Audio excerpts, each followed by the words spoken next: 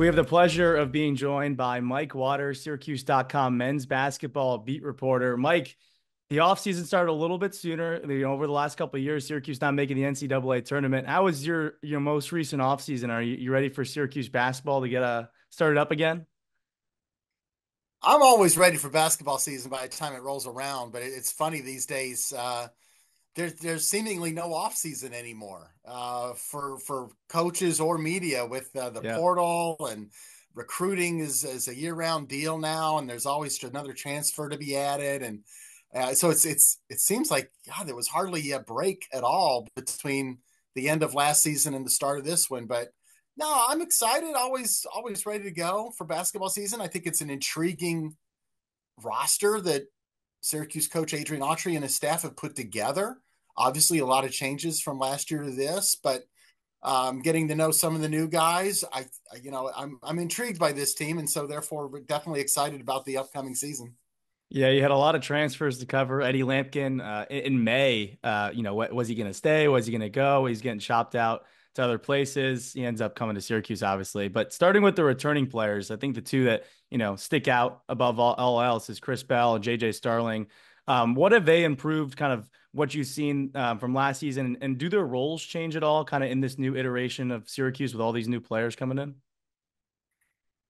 I think the roles stay pretty much the same. They're just going to be asked to do more in those roles. Chris Bell, you know, listen, his main strength is the 3-point shot.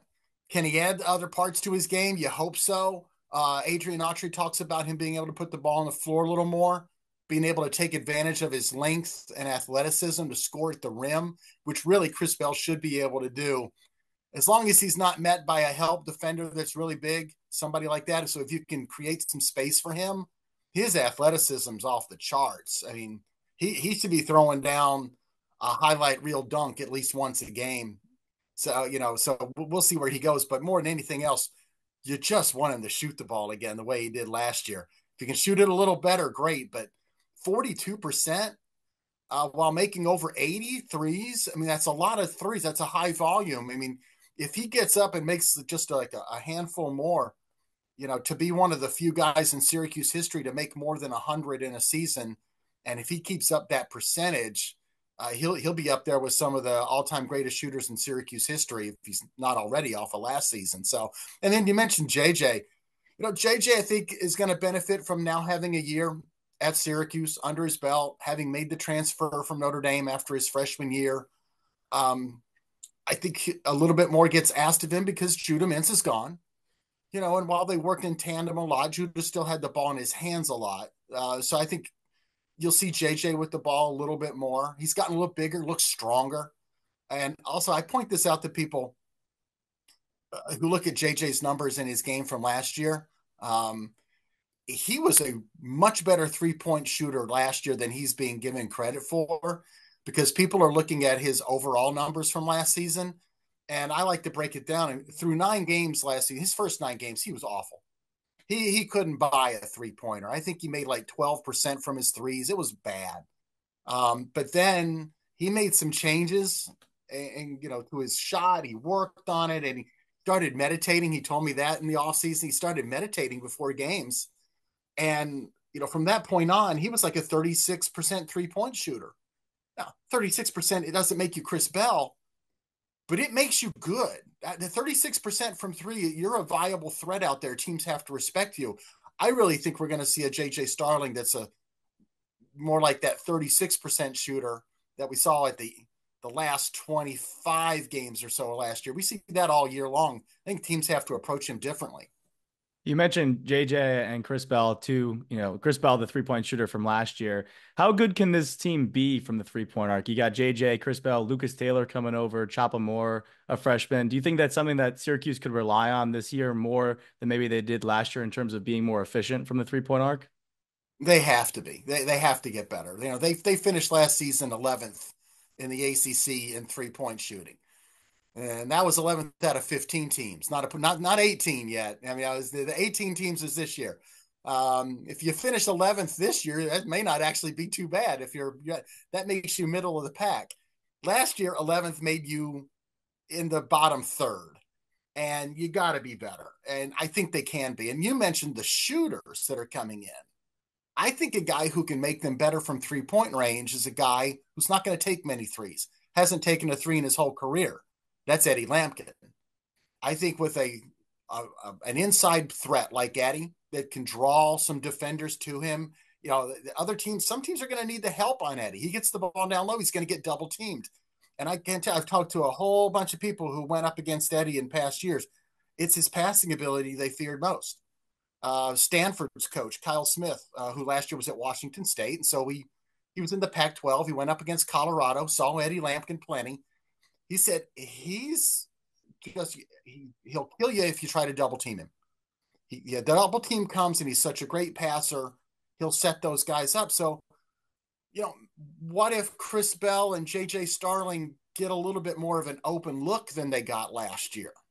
I mean, how many open threes did Chris Bell really get? Not many. And you mentioned Lucas Taylor. I think you're right on with him. The coaches, they're talking about him as a shooter. I think he might be a little bit better than his numbers would indicate. They really like, what he can do. And he was doing that last year at Georgia State when he was the primary guy. He was the guy who had to take the last second three, miss it more often than not, and that hurts your percentage. And, will he be taking that three this year? Probably not. So that's Chris Bell's job. So we'll see. And Donnie Freeman at 6'9", maybe 6'10". He's a good shooter. He's not Chris Bell yet. He's not up there, but a guy with his size and height gets an open look in the corner thanks to a kick out from an Eddie Lampkin. Your percentage goes up. So yeah, they should be a better 3 point shooting team this year. They definitely need to be. Yeah. Well, some of our fellow staff members at WAER are very intrigued about Eddie Lampkin. I think it's, for our time here, it's one of the first post players that can pass and can really go to the rim and get a layup. I know Jesse Edwards ended up becoming a better passer over time, but he never looked, in my opinion, too comfortable kind of posting somebody up in like a traditional post move. But you Mm-hmm. mentioned Donnie Freeman. He's the one that sticks off the page, 5-star recruit. What can Syracuse fans expect from him? Adjusting obviously to the game as a freshman, but is he going to have an immediate impact, you think? I think he will on some nights, and other nights, I think he's going to probably look like a freshman. I really get the feeling that Donnie's got tremendous potential. He's definitely going to help this team, but I don't want to put too much on him. I don't want to put high expectations on him, or at least ones that are just out of control. He's not Carmelo Anthony, you know. Yeah, please let's pump the brakes just a little bit here. I remind people Chris McCullough was a really, really highly rated kid coming out of New York City about 10 years ago. Um, rated about the same as Donnie Freeman in some of the listings, and a similar player in that he was 6'9", 6'10", athletic, liked to step out and shoot a three.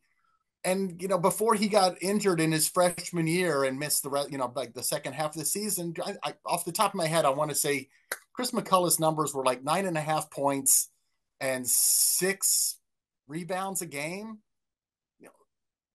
Donnie Freeman, what if he hits those numbers? I know some people out there are going to be disappointed if he does. And I'm like, you know what?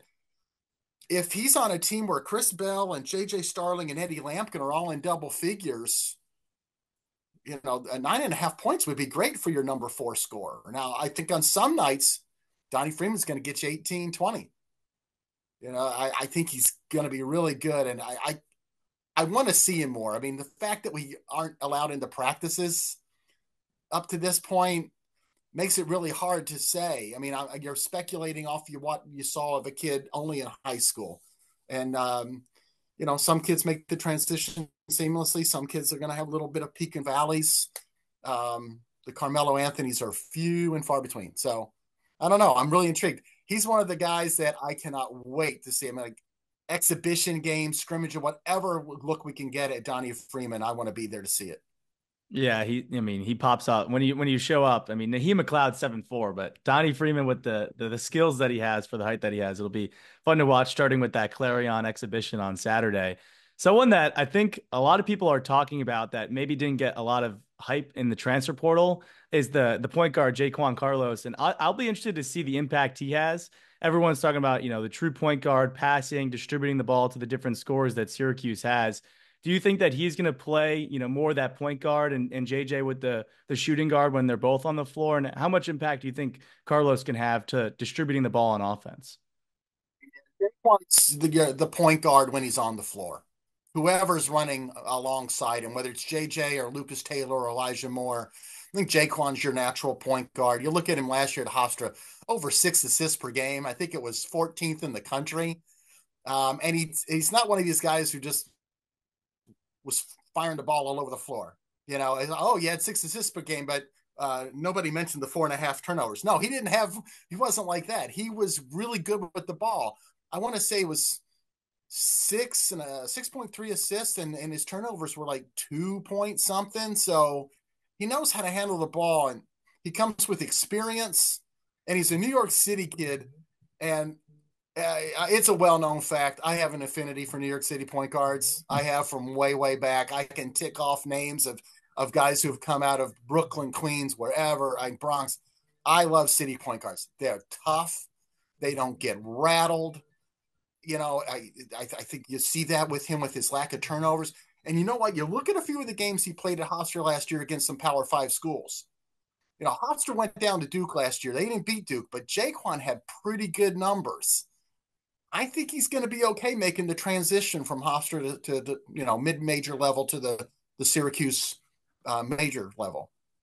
We talk about all these players, and it's always the interesting point of what the rotations are going to look like, and obviously that's a kind of a developmental thing throughout the entire non-conference schedule. I was listening to the Syracuse Sports Podcast with Brent Axe, and he was saying that he thinks that they could get up to like 9 or 10 guys in the rotation, and maybe that condenses down in ACC play. But with all these guys kind of on the team that you talk about in the preseason, you guys have to wait and to see. But do you think that the rotations could get up to like 8 or 9, similar to, I guess, what they were at the start of last year before all the injuries kind of came into play? Yeah, Adrian Autry going into last year talked about wanting to go a little deeper into the rotation. He felt he had guys that could play. He had bench guys that he was comfortable putting out there on the floor. Um, and then that whole plan kind of went awry when Chance Westry got injured. Benny Williams was getting suspended and eventually dismissed from the team, and Naheem McLeod was going down. And to be honest, Munir Hema had some nagging injuries. You can never really count on him.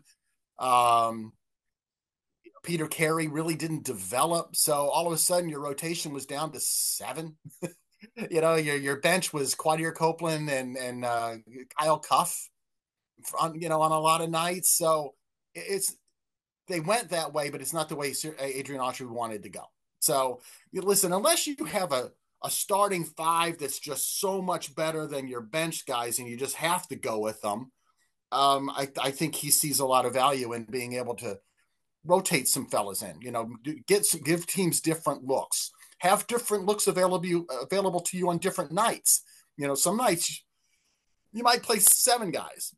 Another game you might play 7 guys, but it won't be the same 7. You might, the bench guys you use could be different depending on whether you're going up against a team that's small and speedy and passes the ball like, I don't know if a Colgate or Cornell comes to mind. And that's not going to be the same type of guys you're going to play when Duke rolls in, with a front court of 6'9", 6'9", 7 foot, So, but yeah, I listen, until we really see these guys to go, it's really hard to speculate on how deep the rotation goes. So, and it also depends too on we already have some question mark health issues here with Naheem McLeod. I mean, less than a month ago, he was out in public in a boot. 7'4" guy in a boot, man, you get concerned. And Chance Westry, he's missed some practice. He's coming off basically missing 2 straight years to knee injuries.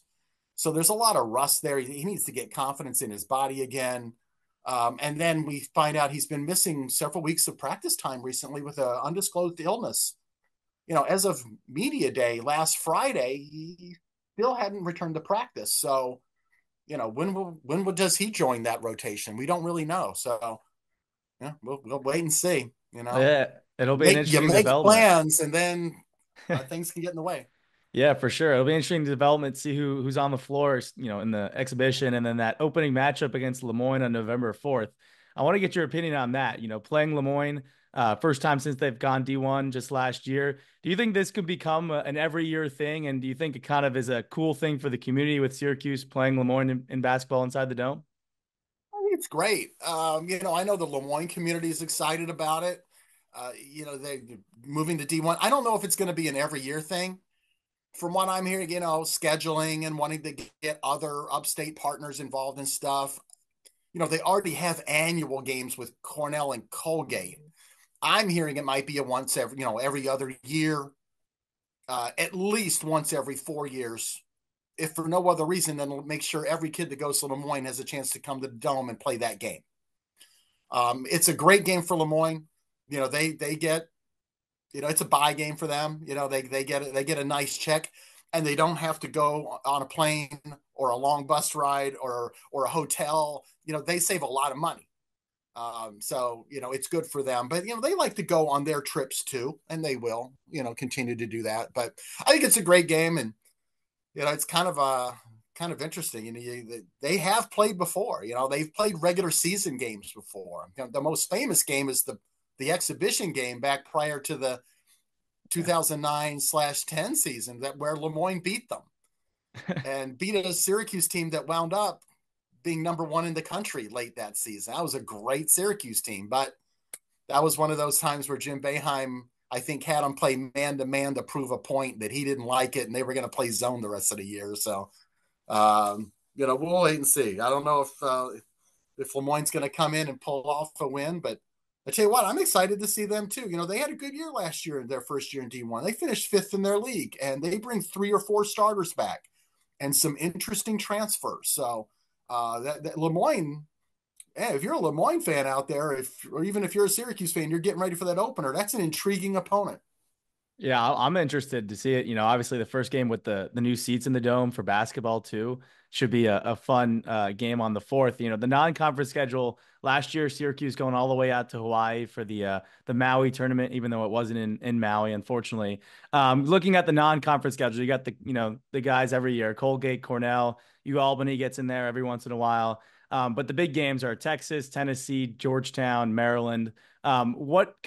How do you compare last year's to this year's non-conference schedule? Do you think this year is a little bit tougher, or what game are you looking for in this year's non-conference schedule to show Syracuse, who they are as a team? A very similar schedule to last year. I mean, obviously, last year's schedule, what stuck out was that trip to Maui, and you ran into Tennessee and Gonzaga, right off the bat, first and second rounds, and they were blowout losses, and that was tough. But you still had the win over LSU at the Dome last year in the SEC Challenge. You had the neutral court win over Oregon out in South Dakota, which was a trip, and so the neutral court games. You mentioned Maryland down in Brooklyn. That'll be an interesting one-off game there just before Christmas. You mentioned the Texas game. The game that you didn't mention is the one where we don't know who the opponent's going to be. The night after playing Texas, they'll either play Texas Tech or St. Joseph's. Either one of those teams is going to be tough. So Syracuse, do you really want to go to Brooklyn there in November and come back 0-2? That would be exactly what you did in Maui. You can't afford to do that. You got to get these non-conference wins because you already know you got that trip to Tennessee right after Thanksgiving, and good luck. Tennessee's going to be tough. I know they lost some guys. We know Dalton Connect is with the Lakers now, and a few guys went out. But I've talked to some people that cover Tennessee, and they're in the know down there. And they're like, this is going to be one of Rick Barnes' best defensive teams. It was interesting. They used the word defensive, not best teams, not best op, but I'm like, and Rick Barnes has had good defensive teams. I'm like, this could be his best. You might go down to Knoxville and finish with 45 points if this is Rick Barnes' best defensive team. So let's hope they're exaggerating. But no, I think it's a really tough, challenging schedule. And, and as Adrian Autry has said several times, like people are around the ACC or, complain about not getting as many bids in the past few years as they're used to. I'm like, the job is win games. You have to schedule well, but then you have to go win. And so Syracuse is they've challenged themselves again this year. Yeah, I mean, if Tennessee's this their best defensive team, they were consistently top 10 in defense on KenPom last year. I don't know what, I know. maybe number one, I guess, might be in store for Tennessee this year. Looking at, both the non-con and the ACC schedule, which came out a couple weeks ago, is there a stretch either in non-conference play or conference play where you look and is like, that's a stretch where Syracuse either can really kind of cement themselves in that NCAA tournament contention? I don't know if there's a stretch where you're just going to go, oh wow, they just took care of business. There's a few stretches that are going to be difficult. I can't remember the schedule off the top of my head. Thank you for throwing this curveball at me. It'll be interesting to There's see going to how be they a handle stretch the where there West was Coast like a trip. road game to Miami, and then you come Yeah. home and you play Carolina. The one stretch that's a sneaky tough stretch is when they go out to the West Coast to play Stanford and Cal back to back, and a lot of teams are going to have to go do that. Okay, is that really tough? Well, it's tough because when you come back from being away for a week, that's when they get the home game against Duke. I'm like, man, playing a Duke is tough regardless. You want to now you're going to have to play them after returning from the West Coast where you played twice. That'll be an interesting stretch right there because Duke at home is one of those rare quad one win opportunities at home, and you figure Carolina might be another one, and we don't know who else might be good enough in the league to qualify as a quad one game at home. So it's really tough to say, is there a stretch where they lock up an NCAA bid or lose the chance that that's the chance they had and they just let it slip through their fingers. We don't really know that until we get to that point in the season and we know whether a road game to Miami is quad one or quad two, or a road trip somewhere else is geez, it's a tough road game. But is the NCAA really going to consider that quad three? Oh my God, you can't afford to lose that game, right? But it's easy to do in conference play. Think about some of the teams that came to the Dome last year and faced Syracuse, and it wasn't a quad one game for them. It was a road game in the league against Syracuse, and it wasn't quad one. So, and then if Syracuse knocked you off, it hurt. Yeah. You know, Yeah. Syracuse might have single-handedly kept Okay. NC State out of the tournament last year in the regular season had they not lost to NC State in the ACC tournament and basically kickstarted NC State's run to an automatic bid. It's so weird. So, how can we honestly say to each other here, Jordan, that we know exactly, where in the schedule Syracuse locks up a bid? Because NC State would prove everything wrong last year. That's fair enough. Fair enough. Last year, at around this time, maybe probably a little bit later, more towards after Thanksgiving, we were talking about when can you quote unquote evaluate tournament chance kind of thing. Are you still on that right after New Year's going into conference play? That's when you can start locking in, looking at the Ken Palm stats, look at kind of what That's they when have you left. really, yeah, yeah, yeah. Because that's when like you have 2 months or a month and a half worth of you know stuff to evaluate, games, results. The Ken Palm numbers start to mean a little bit more than they do in November. So we start to build up, and you know forgetting all the data analytics and the numbers guys like Ken Palm and Torvik and all that stuff, but you just look at what's happened. Last year by January 1st, you knew Syracuse had some work to do, a lot of work to do, because the trip to Maui had not been fruitful. And yeah, you had to win over Oregon. That was nice, and it sort of kept the conversation going. But the LSU home win hadn't really helped as much as you hoped it would, because LSU wasn't as good as you. But once you beat them, you hope they get good, and they weren't all that great. And same with Georgetown on the road. Now this year, Syracuse gets the same number of wins against the same number of losses in those tough games. I think we might be talking a little differently, because if you can get a win over Maryland, if you can beat Texas Tech or St. Joe's, if you could score another win there somewhere, maybe you're beating Georgetown at home. Hopefully, Georgetown's going to be better. I know where they were ranked preseason in the Big East, but I still say they're going to be better. Um, you really start looking. What if you do pull an upset at Tennessee? Now you're in the tournament conversation. But regardless of all that, I think the ACC schedule will give them ample opportunity to, maybe make up a little ground, or, get a few more wins there. I think the ACC will be better than it's been the past few years. So maybe there's a few more chances there to get a quad one win or two, both at Yeah. home and on the road. I'm intrigued. The ACC schedule. There's a lot of Saturday home games in January, February this year, which is I think good for the crowd and good energy for those games. One quick final question here, and Syracuse hasn't made the NCAA tournament in 3 years. Adrian Autry's in year two.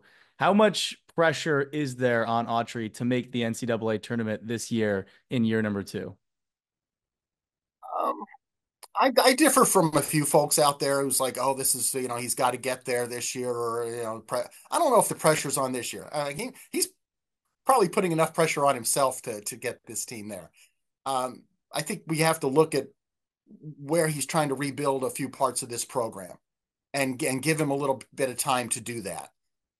I tell you what could take a little bit of pressure off is knowing that you've already got a recruiting class right now with a five-star kid in Sadiq White, a very intriguing international player in Luke Fennell from Australia, which just happened recently, and a very under the radar but another intriguing recruit in Aaron Womack out of Milwaukee. And if they can add to that with one or two more guys, and we know who we're talking about, right? We know we're talking Cayenne Anthony's sitting there. You add him, Alex Constanza, who was up here for an official visit just a week or so ago. And if he reclassifies, the rumors are out there that he might. Now, that's the kind of class that takes a little bit of pressure off a coach in the here and now. And people let's wait until we see what he can do with those guys. He's bringing in these recruits. But I tell you what, I think this team can get there. I think this team is a little bit under the radar out there.